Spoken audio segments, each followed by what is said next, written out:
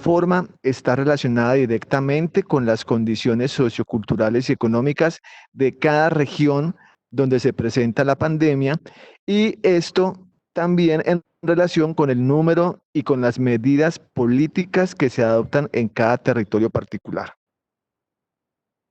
Entonces, es por eso que a iniciativa del programa de enfermería de la Facultad de Ciencias de la Salud de la Universidad del Quindío surge la iniciativa de hablarles de este tema muy particular. Porque si la pandemia afecta la salud mental, como muchos estudios a lo largo de todo el planeta demuestran, pues mucho más a una población tan frágil como es la población infantil. Si bien los adultos tienen que exponerse a pérdidas significativas relacionadas con el ámbito laboral, económico, social, político y personal, pues más aún los niños que aún no tienen las herramientas necesarias para poder afrontar una situación nueva y a la cual no están adaptados. Entonces, como veremos en la siguiente diapositiva, pues hay una población particular que se ve muy comprometida, que es la población infantil, pero la población infantil se divide en dos grandes grupos. El primer grupo es el grupo de los niños que tienen condiciones de salud, digamos que dentro de lo normal, y el segundo grupo es aquellos niños que tienen realmente una condición de salud previa.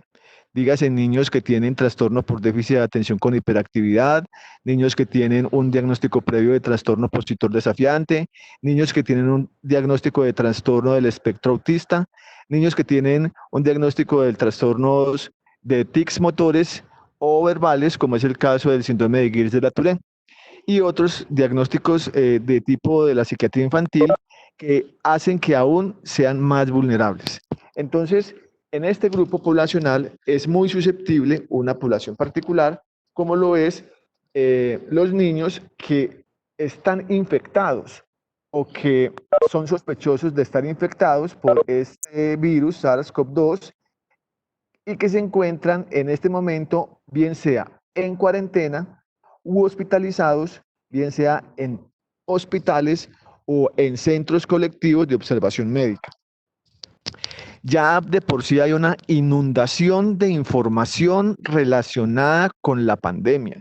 Hay una sobreinformación por parte de los noticieros, de las redes sociales, de la radio, de la televisión, del internet.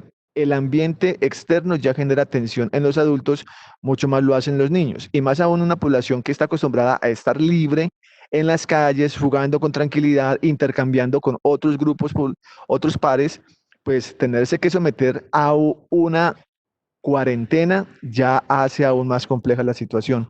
Los niños en edad escolar necesitan de la compañía de otros niños, necesitan interactuar, necesitan intercambiar, necesitan hacer juegos de roles, necesitan hacer juegos de equipo.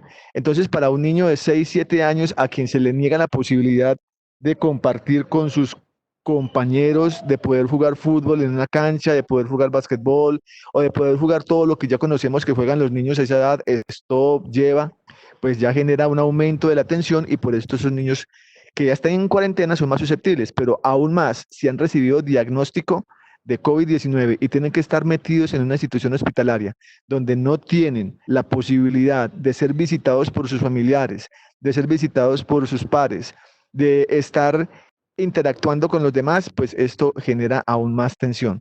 De la misma forma, la pérdida del contacto con los familiares cercanos, sea con los abuelos, con los tíos, con los primos, y que su única compañía cercana se limite únicamente al núcleo familiar nuclear, también es un factor estresante y los hace más susceptibles de algún tipo de trastorno mental. Niños cuyos cuidados por parte de los padres o de las personas cercanas, pues están comprometidos porque estos o están infectados o se encuentran recluidos en una institución hospitalaria o han fallecido. Entonces, pongamos esta situación en consideración de parte de los niños que han perdido a sus familiares, que son muchos niños en el mundo. Como les decía, la cifra ronda alrededor de los 430.000 fallecimientos en el mundo y más de 2.300 fallecimientos en el país, lo cual hace que muchos niños, como se les llamará más adelante, serán huérfanos del COVID. niños que pierden a sus familiares, a sus seres queridos, a sus abuelos, a sus tíos, inclusive a sus padres, y que no pueden elaborar adecuadamente el duelo porque ni siquiera pueden asistir a un velorio, no pueden asistir al cementerio, no pueden reunirse, en el caso de los católicos, a realizar las novenas de exequiales porque sencillamente está prohibido. Esto va a traer, de acuerdo con los diferentes estudios a nivel mundial, compromisos en su salud mental que se estiman que van a ser del orden de los trastornos afectivos y en algunos casos de los trastornos de comportamiento e inclusive de trastornos psicóticos, aunque se estima que son en menor proporción. De la misma forma, los niños, hijos de nosotros, los que somos personal de la salud, que tenemos que estar ausentes del hogar por estar cumpliendo con nuestras obligaciones, que estamos expuestos a la enfermedad, al contagio por el COVID, son niños que van a desarrollar o que pueden estar desarrollando en este momento trastornos de ansiedad.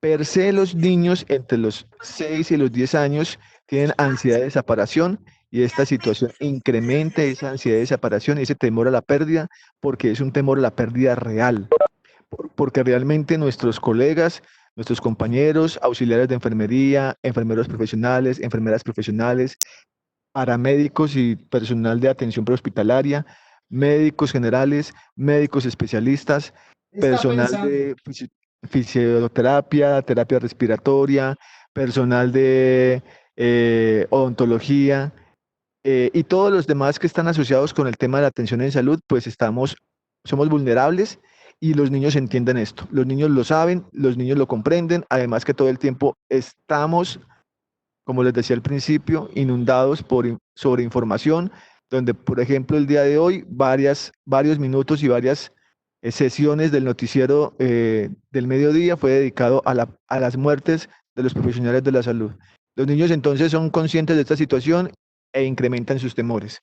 Asimismo, niños que se encuentran limitados en el contacto con otros amigos, con la familia de otros amigos, con el colegio, con sus profesoras, con sus docentes, con sus profesionales que hacen parte de la familia extendida y aún más allá de la familia extendida, que aunque no son familiares, pues son importantes en su formación.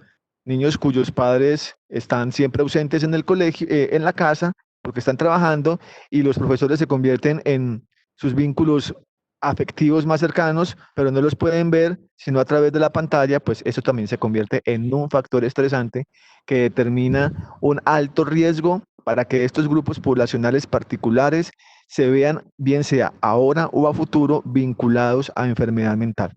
Por eso, la importancia de que el personal de la salud, el personal de enfermería, el personal docente y asociado con la educación sea consciente de que estas personas, esta población especial que amamos tanto, debe tener una atención también muy especial para que no los afecte la cuarentena, no los afecte la pandemia, no los afecte esta situación, porque aparentemente pueden estar muy contentos, pueden estar alegres y jugando, pero en su psiquis, en sus procesos inconscientes, se están viendo afectados de manera significativa y por eso es muy importante, como veremos ahorita, tomar medidas al respecto y actuar de una manera coherente para que los niños no se vayan a involucrar. Siguiente, por favor, jefe.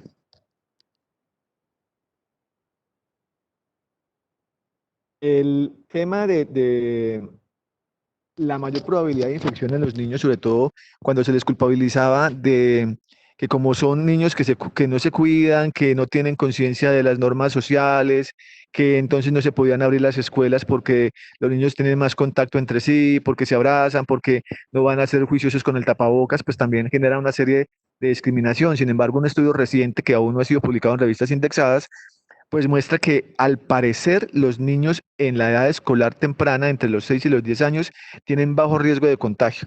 Eso se había publicado el día de ayer en los noticieros y es el resultado de que en algunos países del mundo, pues la pandemia ya ha sido de alguna manera superada y la cuarentena inicial ha sido ya superada y ya están abriendo escuelas en algunas regiones del mundo. Por ejemplo, lo que es en China, donde se originó la pandemia en diciembre, pues ya hay escuelas abiertas, ya hay estudios relacionados con la reacción de los niños a, a los cambios y al inicio de las actividades escolares, pues demuestra que al parecer hay baja posibilidad de contagio entre ellos y sobre todo que, como se decía antes, que los niños eran vectores para los adultos, pues parece que no es cierto. Entonces esto de pronto nos da un poquito de luces para que podamos darle la posibilidad a los niños de que se relacionen en los colegios. Hay mucho temor actual en la población de los padres de familia por el tema y el temor de que los niños entren al colegio en agosto. El tema aquí no solo se trata de la salud inmunológica y de lo infectológico, sino también de lo mental. Realmente sería ideal que los niños pudieran volver a la escuela, pudieran volver a socializar con sus pares, pudieran volver a correr en las aulas de clase, pudieran volver a estar en las canchas jugando fútbol con sus pares. Entonces, es precipitado dar alguna determinación al respecto, pero parece que los estudios nos demuestran que sí se puede hacer y que tienen baja tasa de contagio y que no actúan como vectores como se había insinuado previamente. Sin embargo, pues hay ciertas poblaciones como la población adolescente de los 11 a los 16 años que parece que tiene la misma tasa de contagio que los adultos. Entonces, en este grupo de población, en este grupo etario, sí hay que tener mucho más precaución. Pero como les digo, aún estamos a muy temprano momento de tomar determinaciones, precisamente porque esta situación es nueva para todos. Entonces no podemos precipitarnos. Lo que sí se sabe es que el dolor y el miedo causados por la pérdida en los niños, y como les decía previamente, por la separación de sus padres, pues genera alteraciones, no solamente alteraciones a futuro, sino alteraciones actuales. Por ejemplo, los ciclos biológicos se ven afectados. Digamos, respecto a ciclos biológicos, lo que tiene que ver con el patrón del sueño, vienen los insomnios, vienen las dificultades para conciliar el sueño, el insomnio de despertar temprano, el insomnio de conciliación, el cambio en el ritmo circadiano. Entonces encontramos niños que se acuestan demasiado tarde o más bien a la madrugada y se levantan demasiado tarde, 11, 12 de la noche. Esto lo volveré a tocar ahorita cuando hablemos de las intervenciones que se recomiendan.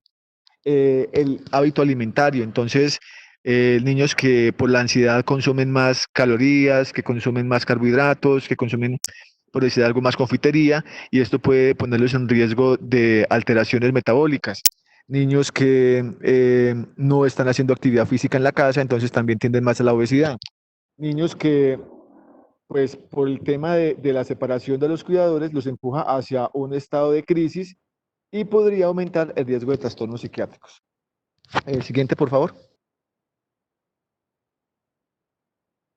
Así pues, entonces, de las posibilidades de un trastorno psiquiátrico, como les mencionaba previamente, podemos encontrar de dos tipos muy grandes. El primer tipo hace referencia a los trastornos de el estado afectivo, trastornos del afecto, que incluirían trastorno depresivo, trastorno de ansiedad, asimismo, trastorno de estrés agudo, trastornos de adaptación, dolor psíquico, pero también dolor físico y alteraciones como el trastorno de estrés postraumático, que en este momento no podemos hablar de él, pero seguramente a futuro, una vez pase la pandemia, los niños van a tener trastorno de estrés postraumático con criterios muy claros de acuerdo con el DSM-5, asociados con fenómenos de rememoración, con flashbacks, con temor a repetir la situación, con pensamientos asociados al evento de la pandemia, con pesadillas recurrentes, etcétera, porque esta situación, como les digo, es muy estresante y por eso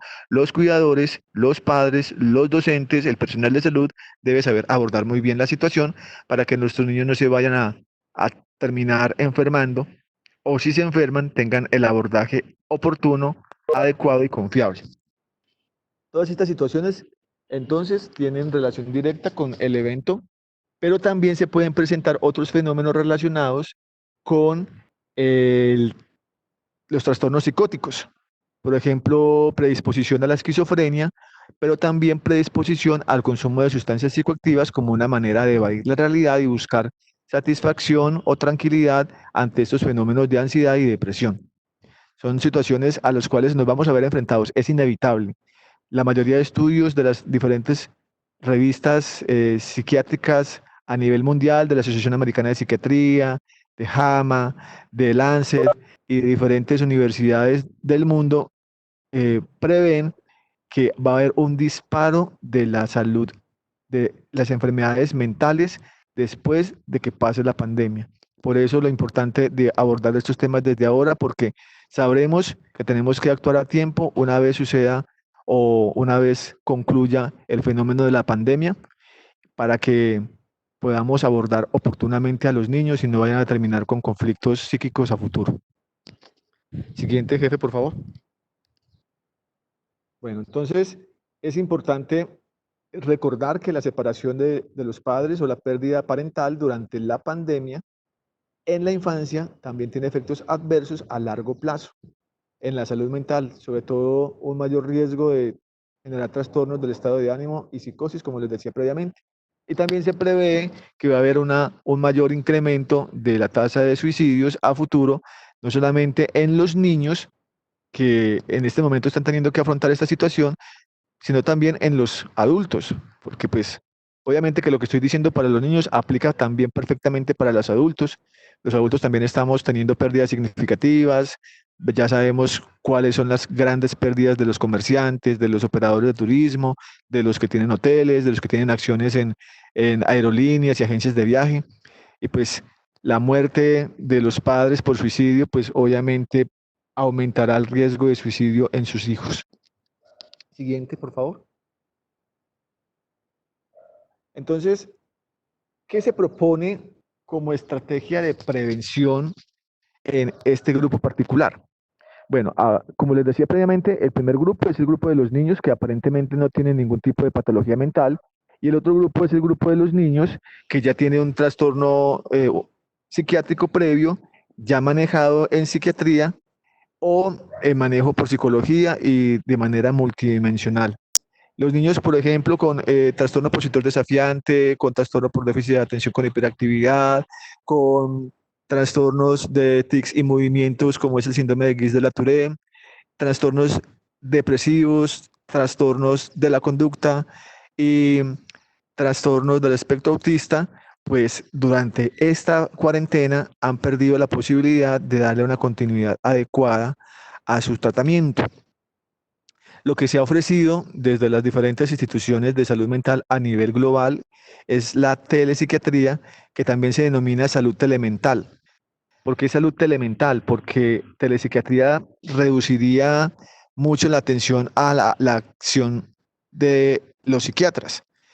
Pero cuando hablamos de salud telemental, involucra a todo el espectro de la salud mental, que desde psiquiatría se considera que es multidisciplinario.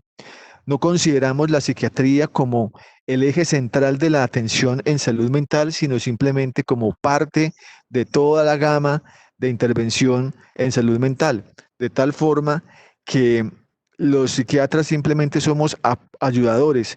Inclusive, por ejemplo, en servicios como Hospital Día, psiquiatría no es el principal interventor.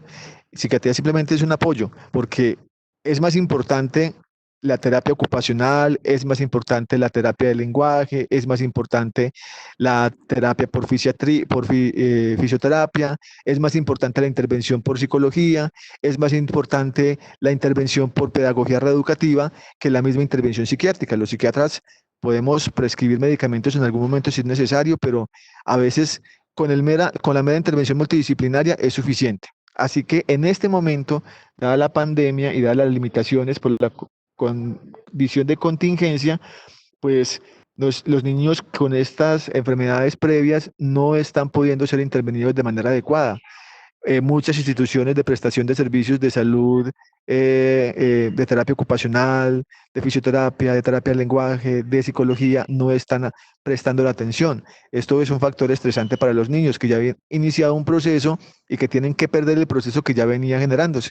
Encuentran unos niños que están retrocediendo en sus avances. Afortunadamente, los niños, por su nivel de desarrollo cognitivo y porque apenas están mielinizando sus neuronas y porque aún no ni siquiera han comenzado su proceso de sinapsis y poda sináptica, pues ellos fácilmente responden a la intervención multidisciplinaria.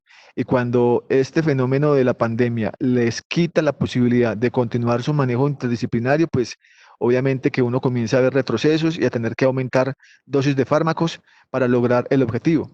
Les doy un ejemplo, como es el caso de los niños que tienen trastorno por déficit de atención con hiperactividad. niños que tienen que estar en sus casas todo el día en espacios limitados, por ejemplo, casas de estrato 1 o 2, cuyos espacios son menores a 54 metros cuadrados, que durante más de 2 meses estuvieron limitados en la movilidad porque no se les permitía salir a la calle a correr, a jugar, y como les decía en un principio, que no tienen la participación y la compañía de otros pares, pues obviamente que van a generar mayor incremento de los síntomas de hiperactividad. Se le recomienda, por ejemplo, a los padres de familia que el metilfenidato, que es el medicamento en primera línea para este trastorno, pues se suministre justo previo antes del momento en que inicia clases. Entonces, inclusive cuando los niños están en casa, tienen que tomarse el metilfenidato porque muchos se quejan de que no pueden recibir clases con tranquilidad porque el hecho de recibir clase virtual, pues ya es un factor estresor. Para nadie es fácil estar pegado frente a la pantalla de un computador viendo al docente o como lo estamos haciendo en este momento, viendo unas diapositivas sin ver al docente, sin tener esa intervención persona a persona que es tan importante en el proceso de aprendizaje. Entonces, estos niños, ¿qué toca hacer? No pueden tener acceso a la terapia ocupacional, no pueden tener acceso a psicología, entonces pues toca incrementarles la dosis del medicamento y eso no es lo ideal. De la misma forma, los niños con trastorno del espectro autista, aunque estos niños, pues, obviamente tienen un problema relacional, un problema en su relación con sus padres, pero también se ven involucrados emocionalmente porque pierden los pocos vínculos que tienen. Los niños del espectro autista, pues, logran en el colegio establecer unos vínculos únicos o cercanos con el docente, con sus pares, aunque sean pocos, pero lo hacen, o con su terapeuta, y están perdiendo ese vínculo que no se recupera a través de la pantalla de un computador. Entonces también es importante tener esto en consideración. De tal forma que en esta población especial, donde la intervención multidisciplinaria es tan importante y se pierde, los docentes tienen que tener mayor paciencia para darles las clases por vía virtual. Los docentes tienen que tener mayor paciencia para entenderlos, para comprender que la velocidad de aprendizaje no va a ser la misma, para comprender que la velocidad de respuesta a las tareas asignadas no va a ser la misma. Los padres de familia en casa van a tener que tener mucha más paciencia y armarse de tranquilidad y paz para no desesperarse y para no llegar al castigo físico como una medida de coerción o una medida punitiva como forma de controlarlos, porque no es, ellos no tienen la culpa de estar así. Entonces hay que tener mayor comprensión del evento. ¿Qué se hizo en China con la población general? En China, que es como les digo, donde tienen más experiencia porque la pandemia comenzó primero y ya están haciendo, ya han hecho publicaciones desde muy temprano, inclusive desde marzo uno tiene publicaciones sobre el COVID y la enfermedad mental en diferentes instituciones de Wuhan y otras instituciones universitarias de China, pues allí es, se ha encontrado que hay diferentes estrategias de prevención para mitigar la posibilidad de que estos niños tengan enfermedad mental a futuro. Una de ellas es que cuando los niños están institucionalizados porque tienen diagnóstico de COVID y están en una institución hospitalaria, pues que se les ofrezca la posibilidad de que el personal de enfermería esté con ellos las 24 horas del día, que sientan la presencia de un adulto que les esté brindando compañía para que no se asusten, para que no tengan miedo, para que no se incremente esta ansiedad de separación, este temor a la muerte que además está potenciado por los medios de comunicación. Entonces, los chinos han buscado lograr brindar esta oferta terapéutica, que es la presencia del enfermero o de la enfermera las 24 horas del día al lado de ellos, obviamente repartiéndose en turnos, pero idealmente que sean con el mismo personal para que los niños tengan la confianza de sentir que es una persona familiar. Dado que no pueden tener acceso a los familiares, pues les ofrece esta alternativa. La otra alternativa es pues brindar un abordaje nutricional adecuado. Se invita a los nutricionistas a brindar orientación y una orientación profesional para las dietas de los niños de acuerdo a sus condiciones médicas y a sus requerimientos calóricos normales para su edad particular. Se les da para reducir el miedo y otras molestias psicológicas, pues la posibilidad de que puedan comunicarse con sus padres a través de dispositivos móviles en cualquier momento del día o de la noche cuando los niños lo requieran. Es vital que enfermería entienda esto, así como lo es para el adulto mayor que está cerca de la muerte y que per se ya tiene temor de muerte porque está en la población de mayor riesgo. pues en los niños también es muy necesario que ojalá una vez los niños quieran ver a sus familiares, el personal de enfermería tenga conexión a internet permanente y contacto permanente con la familia para que una vez el niño entre en crisis, en ansiedad, en temor, en miedo, pues le pueda comunicar rápidamente con el familiar a través de las tablets, de los dispositivos móviles o otros medios que le permitan la comunicación directa con la familia. Eh, Se han habilitado en China, lo cual ocurre también en Colombia, líneas directas de asesoramiento psicológico disponibles las 24 horas del día. En Colombia han habido quejas de parte de diferentes entes de control respecto a la atención de las líneas 16 a nivel del país, porque pues sabemos que es Colombia y no funciona como debiera, pero pues lo ideal es que si hubiera disponibilidad de las 24 horas del día para este grupo poblacional y para todo el resto de la población. Muchos ciudadanos de la comunidad local en China o voluntarios o grupos de voluntarios del distrito de Wuhan han actuado o han creado grupos de apoyo temporal o familias sustitutas para brindarle a los niños que han tenido pérdidas por muerte el acompañamiento afectivo para que se sientan en familia, es decir, se crean familias extendidas, de tal forma que los niños que han quedado huérfanos por culpa del COVID puedan sentirse acompañados, puedan sentir que tienen amor, que tienen apoyo y que puedan manejar el duelo tan importante en este grupo poblacional de pérdidas de sus familiares. Asimismo, eh, poder generar algún tipo de interacción cuando sus cuidadores no están disponibles. Por ejemplo, en el caso de los hijos de los trabajadores de la salud, que tienen que aguantarse el hecho de que los padres nunca estén, pues allá en China ya se están creando grupos de padres sustitutos que pueden estar con los niños el tiempo en que los padres, enfermeros, médicos y todo el personal mencionado, pues se encuentra ausente para que el niño no sienta el vacío de la ausencia, porque aparte de que no tienen el colegio, pues muchos padres de familia profesionales de la salud, pues tenían la tranquilidad de que dejaban a sus hijos en la institución educativa mientras ellos estaban de turno. Pero ahora, aquellos que, por ejemplo, no tienen familiares cercanos, aquellos que tienen sus hijos en una ciudad y que los familiares viven en un pueblo lejano y que no pueden ir y que no pueden estar presentes, entonces los vecinos eh, se convierten en un apoyo fundamental y se crean redes que son educadas para este objetivo, que brinden el apoyo psicológico a los niños. Siguiente, por favor.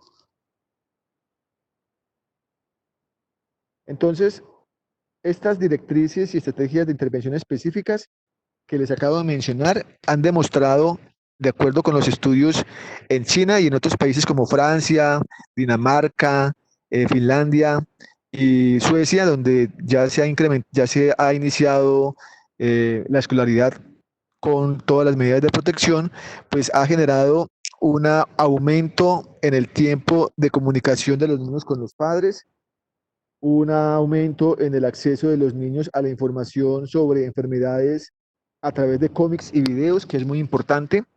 Eh, la estrategia es, por ejemplo, a través de los cómics, explicarle a los niños la importancia del uso del tapabocas, la importancia del distanciamiento social, la importancia del cuidado fuera de casa, la importancia del lavado de manos, la importancia de evitar los vomites y de quitarse las prendas antes de entrar a la casa cuando vengan de afuera. Todo esto a través de medios lúdicos. Por eso, un elemento que es fundamental es el juego y la lúdica. A los niños no les debemos quitar la posibilidad de que jueguen, de que estén participando en juegos, por ejemplo, virtuales. Algunas recomendaciones en diferentes revistas indican que se les puede permitir a los niños jugar en el celular, pero en un tiempo limitado a lo largo del día. Ojalá en horas tempranas de la tarde o de la mañana cuando no tienen clases. Evitar que se expongan a las tabletas del computador o del smartphone en las horas de la noche, porque esto estimula los núcleos hipotalámicos a través del nervio óptico y pues disminuye la posibilidad de conciliar el sueño. Entonces, es necesario negociar con los niños, ofrecerles alternativas. Entonces decirles, bueno, puedes jugar en el computador, puedes jugar en la tablet, puedes jugar en el celular, pero de 2 a 4 de la tarde. Después vas a hacer tal cosa, después vas a hacer tal otra. Colocar actividades estructuradas a lo largo del día. Entonces, a lo que termines de jugar en el celular, te vas a poner a hacer las tareas. Luego de que termines de hacer las tareas, entonces te vas a poner a pintar, a dibujar o a tocar un instrumento. En la noche, entonces vas a comer por última vez a las 6 de la tarde para que pueda haber buena digestión. Puedes ver televisión, una serie de Netflix hasta las 8. A las 8 de la noche vamos a leer juntos un libro. Entonces, estructurar las actividades ayuda mucho a regular el estrés, la ansiedad, pero también a disminuir los trastornos relacionados con el sueño. La actividad física, ojalá por la mañana, tempranas horas de la mañana, 6 7 de la mañana, que el niño se acostumbre a tener los mismos horarios que cuando estaba en actividad escolar normal. Porque muchos padres se relajan, porque como pueden hacer las actividades de manera diferida, entonces los dejan dormir hasta las 9 10 de de la mañana. No, que los niños puedan eh, levantarse temprano, que los padres estén regulando la actividad física, porque eso va a facilitar que por la noche concilien el sueño temprano y cuando regresen las clases presenciales no tengan dificultad para habituarse al horario normal del colegio. De lo contrario, si los niños se, se adaptan a dormirse muy en la madrugada y a levantarse muy tarde al mediodía, pues entonces va a ser un problema muy complicado cuando vuelvan a las clases presenciales. Ese es otro elemento importante. De la misma manera, el tema de guiar a los niños para establecer un horario regular de actividades, como les decía, y proporcionar luces nocturnas y pequeños regalos cuando hagan las cosas bien hechas. Entonces, esto es una forma de condicionamiento clásico y operante que haga que los niños sepan que hacer las cosas, hacer las labores, hacer los oficios, pues les puede ayudar. Asimismo, aprender a reconocer estos síntomas que les decía en un principio, ansiedad exagerada, miedo exagerado, pesadillas nocturnas, alteraciones en el patrón de sueño, alteraciones en el patrón alimentario, alteraciones conductuales, para que oportunamente sean remitidos a psiquiatría y psiquiatría haga la intervención de manera temprana. No todo es malo en esta cuarentena, no todo es malo en el COVID. Nos damos cuenta que la oportunidad que tienen los niños de compartir con sus padres era una oportunidad que nunca antes tenían. Los niños nunca antes habían tenido la oportunidad de estar las 24 horas del día con sus papás, las 7 días de la semana. Ahora, gracias al teletrabajo en los adultos, pues los adultos han podido tener más tiempo con sus hijos, así que de alguna manera esto es un factor protector para muchos niños. No es en el caso de los profesionales de la salud que tienen que estar ausentes, pero en el caso de los demás que han podido tener la oportunidad de teletrabajar y estar en casa con los niños, pues es una oportunidad para que los niños se sientan fortalecidos y esto les va a ayudar mucho a futuro. La siguiente, por favor. Entonces, estas en general son como las recomendaciones relacionadas con salud mental en tiempo de pandemia, salud mental en los niños. Como les decía en un principio, los niños tienen la gran ventaja de que tienen gran capacidad de adaptación, de que tienen plasticidad cerebral, de que aún no han terminado su proceso de mielinización en el caso de los niños en edad escolar temprana. En los adolescentes aún tienen procesos de adaptabilidad y están apenas comenzando la sinapsis y la poda sináptica.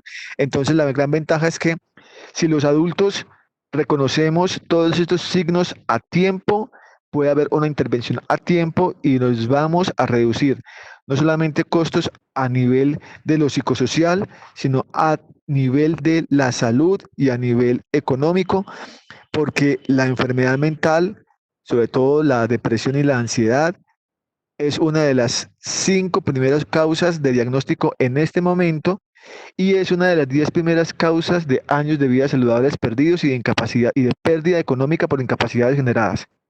Entonces, reconocer esto a tiempo, intervenir a tiempo, remitir a tiempo, actuar a tiempo, nos va a prevenir muchas dificultades a futuro, tanto para el sistema de salud como a nivel personal y a nivel psicosocial. Esto es lo que les quería traer de acuerdo con el tiempo programado por la jefe Marcela y por la directora del programa para hablarles del tema en cuestión. Ahora entonces espacio para preguntas. Muchas gracias, doctor Mauricio. Por aquí, por el chat, todavía no hay preguntas, pero entonces si alguien desea hacer una pregunta, pueden pedir la palabra y con mucho gusto. Por aquí hay una pregunta de Graciela Gómez Soto que dice, entonces es mejor que los niños vuelvan al colegio. Como les decía, ahora No puede, es recomendable que los niños socialicen, es recomendable que los niños tengan interacción con otros niños, es recomendable que los niños estén cerca de sus docentes de nuevo, pero todavía los estudios no son claros y no podemos dar un juicio precipitado porque el mayor riesgo que se creía pues era que los niños contagiaran a los adultos, pero los niños también se pueden enfermar y se pueden morir. Entonces, todavía tenemos que esperar qué ocurre en otras partes del globo terráqueo donde ya los niños están asistiendo al colegio para saber qué pasa con ellos. Nos hemos dado cuenta que, por ejemplo, en Francia más de 80 instituciones educativas tuvieron que volver a cerrar las aulas porque se presentaron rebrotes en diferentes regiones de Francia. Entonces, aunque es lo recomendable que los niños socialicen, todavía desconocemos mucho acerca de cómo opera el virus, cómo se contagia, cuánto tiempo dura en los espacios abiertos. Aunque hay algunas afirmaciones, todavía no son del todo ciertas, entonces no podemos precipitarnos al tema. Lo ideal es que con las condiciones de bioseguridad, con el distanciamiento social, con reglas de juego muy claras, los niños pudieran volver al colegio. Pero eso es posible en países como Japón, donde son muy organizados per se, y el hecho de que ellos culturalmente sean tan organizados ha hecho que la pandemia no se expanda como en otras regiones del mundo. Pero en Colombia estamos muy lejos de esa posibilidad. Sabemos que el sistema educativo nuestro hace que hayan más de 50 estudiantes por aula de clases, que los niños tengan un bajo nivel de acatamiento de las normas, no por culpa de ellos, sino por culpa de padres que son difíciles a la hora de imponer normas y control. Entonces, en Colombia yo creo que no es lo oportuno que lo hagamos en agosto como se está proponiendo. Doctor, tenemos otra pregunta, dice de Erika Alejandra. Dice, como docente, ¿qué estrategias específicas de apoyo mental recomiendas para acompañar a los niños desde casa? Desde casa, como les decía previamente, las actividades estructuradas. Es decir, así como en el colegio se le colocan planeadores por horas, entonces de 7 a 8 matemáticas, de 8 a 9 religión, de 9 a 10 sociales, de 11 a 12 educación física, así tal cual debe ser en la casa, porque la monotonía también desgasta y reduce la capacidad de aprendizaje y comprensión. Entonces, se debe tener muy buena relación docente-padre de familia para que el padre de familia acate la recomendación del docente. Porque si el padre de familia no actúa en coherencia con lo que el docente impone, pues obviamente no se hace nada.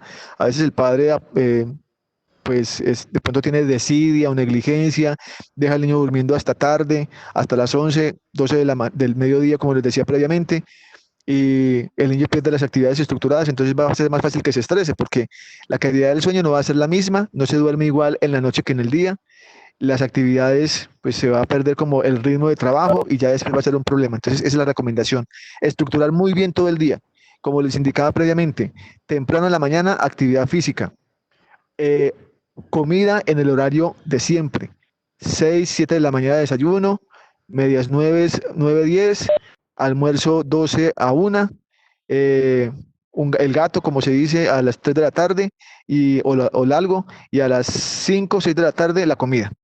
Entonces, eso es lo que les recomiendo, que los horarios sean muy, muy controlados, porque si no el niño se pierde. Al quedarse sin un norte fijo, pues el niño va a perderse no solamente en lo estructural, sino también en lo psíquico.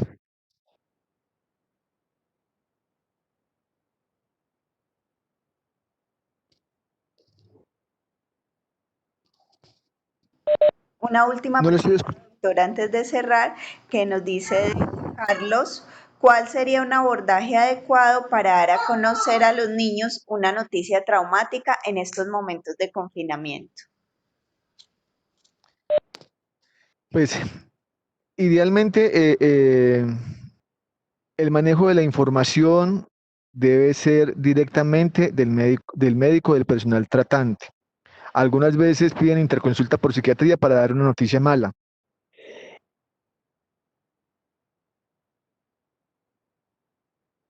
Debe ser de acuerdo a la condición particular de cada niño, porque el niño no está, o sea, no debe ser el personal de salud quien le dé la noticia al niño, sino lo ha puesto en conocimiento del familiar más cercano, de la madre, del padre, del tío, de la abuela. Junto con ellos es que debe adoptar la noticia de la pérdida de alguien para que el niño pueda asumir, porque el personal de salud en poco tiempo no puede saber qué estructura o qué capacidad de comprensión tiene el niño para asimilar una noticia de este tipo. Entonces debe ser más responsabilidad de la familia cercana que del personal de la salud dar la noticia a los niños. En el caso de los adultos, pues sí debe ser el personal que atiende el caso el que da la noticia, pero en el caso de los niños idealmente no. Si se solicita por parte de la familia, se le debe educar a la familia claramente sobre cómo abordar el tema, ojalá con intervención de psicología, pero de lo contrario, el personal de enfermería, el personal médico no debería decirle a un niño que el papá se murió o que la mamá se murió. No es pertinente, porque puede ser manejada de manera inadecuada. Debe ser la familia que queda viva la que haga la actividad. Y si no hay familia, pues solicitarle al psicólogo con experticia en manejo de niños que sea quien aborde el tema.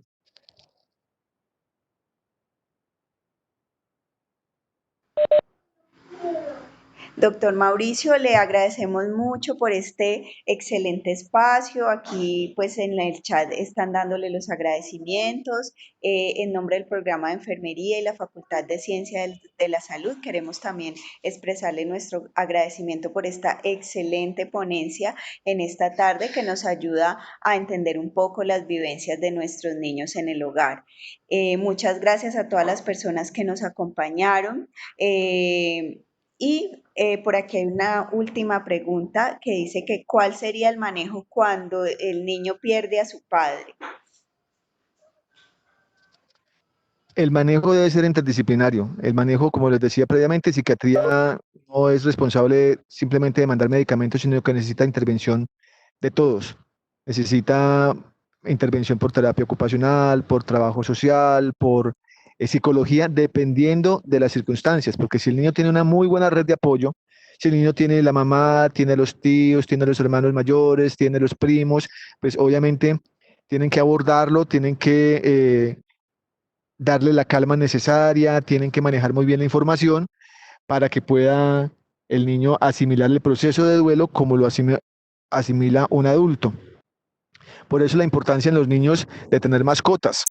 Las mascotas son muy importantes porque usualmente tienen un periodo, una expectativa de vida mucho más corta que los humanos. Entonces, eh, así es más fácil para ellos entender que la muerte es un proceso de la vida, hace parte de la existencia. Entonces, esa sería como la recomendación. Como todo es circunstancial, depende de los casos particulares.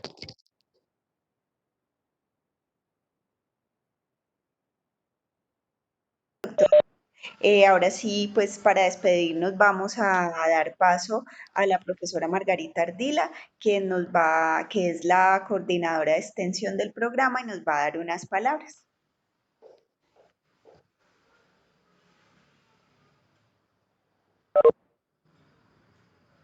Buenas tardes, doctor Mauricio, muchísimas gracias, excelente conferencia.